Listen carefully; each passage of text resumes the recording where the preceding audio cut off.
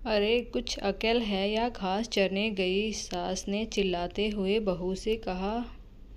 रोज रोज के ताने और ड्रामे से बहू और इकलौते बेटे की जान गई। 2 वर्ष पहले बहू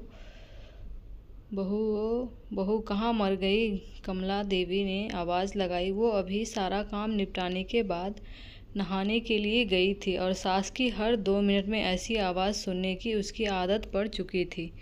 जरा सी नज़रों के सामने से हटी कि सास चिल्लाना शुरू कर देती। इस बार आवाज़ कुछ ज़्यादा तेज़ थी। कोई अनहोनी ना हो गई हो। उसने जैसे तैसे अपने ऊपर 2 मग पानी डाला और कपड़े पहनकर बाथरूम से दौड़ते हुए सास के कमरे में पहुंची।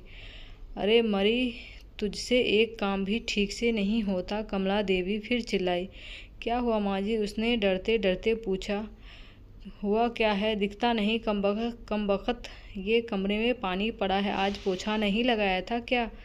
अभी कहीं मैं गिर जाती तो मेरी हड्डी पसली टूट जाती, कमला देवी ने चिल्लाकर कहा। लगाया तो था माँ जी, उसने धीरे से कहा। तो ये कहाँ से आ गया? हे भगवान, मेरी तो किस्मत ही फूटी है जो ऐसी लड़की पर मेरे बेटा लट्टू हो गया। ना जाने कहाँ कहाँ से बड़े बड़े घरों से उसके लिए रिश्ते आ रहे थे। अच्छा अब चल जल्दी से इसे साफ कर दे, सास ने चिल्लाते हुए कहा। उसको पता था कि नहाने जाने से पहले ही उसने पूरा घर साफ किया और ये पानी जानबूझकर उसकी सास ने ही उसे तंग करने और ताने सुनाने के लिए गिराया है। फिर भी उसने बिना कुछ बोले गिरे पानी को साफ कर दिया और अपने कमरे में आकर थोड़ा आराम करने बैठ गई और सोचने लगी, सास की चिल्लाहट अब कौन से काम के लिए बुलाने वाली होगी। उसके लिए ये कोई आज की बात नहीं थी। जब से वो शादी कर इस घर में आई थी, उसके पति के ऑफिस जाते ही ये रोज़ का नियम था। आज किसी बात पर, कल किसी बात पर, बस उसकी सास को एक बहाना चाहिए था। अगर नहीं मिलता तो बहाने बनाने के कला में वो माहिर थी। इस रोज़ रोज़ की किचकिच से अक्सर वो तंग आ जाती थी। पर कुछ पति के प्यार, कुछ सास की उम्र और कुछ घर की नई बहू होने की वजह से सब बर्दाश्त कर रही थी। उसे खुद ही समझ नहीं आ रहा था कि उसने खुद के वजूद में इतना परिवर्तन कब और कैसे आया। उसको यह भी याद नहीं कि कब उसने अपने घर में उसकी माँ या पिता ने कभी उससे ऐसे सुर में बात की। अपने कॉलेज और स्कूल के समय तो वो बिंदास लड़कियों में से एक थी। पूरे स्कूल या कॉलेज में कहीं भी किसी के साथ कोई गलत बात होती थी तो वो लड़ने के लिए सबसे आगे खड़ी मिलती थी। किसी के भी हक के लिए वो पूरे सिस्टम से लड़ जाती थी। पर आज अपने ही खिलाफ हो रहे अन्याय को चुपचाप सह रही थी। सोचती थी, क्या यही शादी के मायने होते हैं, जब एक लड़की को अपने स्वाभिमान और सम्मान को एक नए परिवार की सूली पर चढ़ा देना पड़ता है। शाम को पति के आने पर बहुत सारी बातें कहने का मन होता था।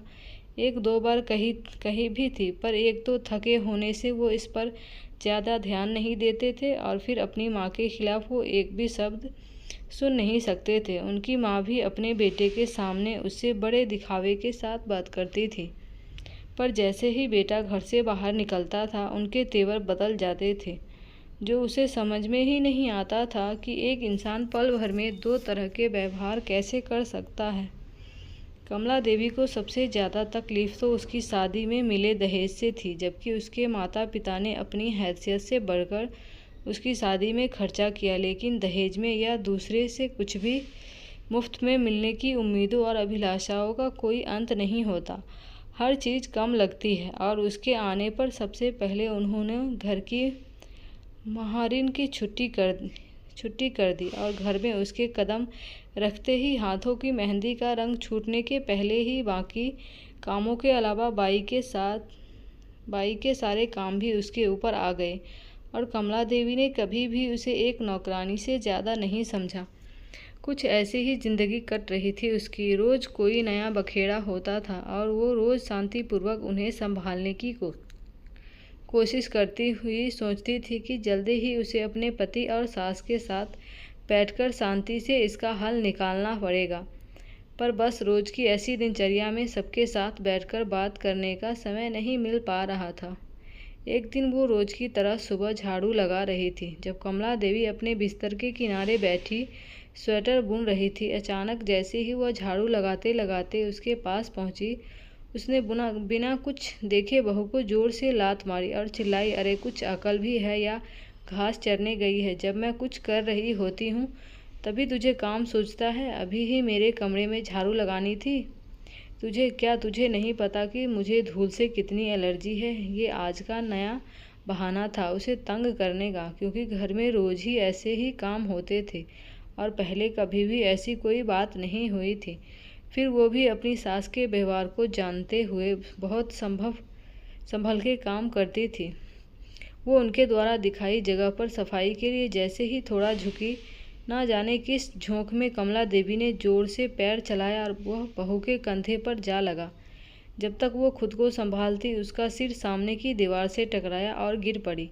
कमला देवी चिल्ला उठी, क्या हुआ कलमुही, मर गई क्या? उठ क्यों नहीं रही? बचा हुआ काम कौन करेगा? चल उठ। वो उनकी कुछ बातें सुन तो रही थी पर समझ कुछ नहीं आ रहा था और बड़ी हिम्मत करके जैसे तैसे वो उठने की कोशिश कर ही रही थी कि कमला देवी ने फिर ठोकर मार दी और सिर दोबारा दीवार से टकरा गया। इस बार बहू बेहोश हो गई थी। सास बड़बड़ाते हुए उसे कोसती रही। जब नहीं उठी तो कमला देवी के हाथ पांव फूलने लगे और तुरंत अपने बेटे को घर आने के लिए फ़ोन किया। पति उसे तुरंत हॉस्पिटल ले गया तो कमला देवी भी साथ साथ आई और एडमिशन कराने के समय भी बड़बड़ाई जा रही थी। सब पता है इसके त्रिया चरित्र का, सब करके कराने के और मुझे तंग करने के नाटक है इसके, जिससे घर में कोई काम ना करना पड़े और हम सब इसकी सेवा करें। यूं तो उसका बेटा काफ़ी दिनों से घर में जो चल रहा था सब देख और समझ रहा था, पर आज माँ के ऐसे व्यंग देखकर कुछ ज़्यादा ही परेशान हो गया। लेकिन इस समय उसे अपनी पत्नी की जान बचाने की पड़ी थी। डॉक्टर की तमाम कोशिशों के बावजूद सिर के अंदर कोई नस फट जाने से पहले तो वो कुछ दिन कोमा में रही और अगले एक ही हफ्ते में उसने दुनिया छोड़ दी। वक्त के साथ साथ बातें कहाँ छुपती है। धीरे धीरे पड़ोसियों की जुबान पर उसके प्रति कमला देवी के बुरे बर्ताव की बातें सामने आने लगीं, जिसमें कमला देवी के बेटे का भी नाम आ ही जाता था। और जब उसको लेकर बातें कुछ ज़्यादा बढ़ने लगी तो उसने तंग आकर एक दिन कमला देवी के इकलौते बेटे ने पंखे से लटककर सुसाइड कर ली। अब पूरे घर में दिन भर सन्नाटा रहता था। कमला देवी कुछ दिनों तक लोगों को दिखाई पड़ती रही और अक्सर घर के अंदर से उनकी आवाज़ें सुनाई पड़ती थी। अरे कलमुही कहाँ मर गई? मेरे बेटे को भी साथ ले गई। चल जल्दी आजा बहू, घर बहुत गंदा पड़ा है, चल थोड़ा झाड़ू पोछा कर दे। फिर उसी लय में रोते रोते उनकी आवाज़ सुनाई पड़ती थी। बहुत अच्छी बहू थी, कभी शिकायत नहीं करी उसने। अभी हॉस्पिटल में है, इलाज चल रहा है। मेरी वजह से उसका सिर फट गया था ना, मेरा बेटा भी उसी के पास है, लेकिन अब तो वो ठीक हो गई होगी। अरे कोई तो उन दोनों को वापस ले आए। अब की उसे कुछ नहीं कहूँगी। कुछ दिनों के बाद पता लगा कि उनके किसी दूर के रिश्तेदार ने उस मकान को आने पौने दामों में किसी को बेच दिया था, क्योंकि कमला देवी के पागल खाने में भर्ती होने के बाद उस मकान को देखने वाला कोई नहीं बचा था।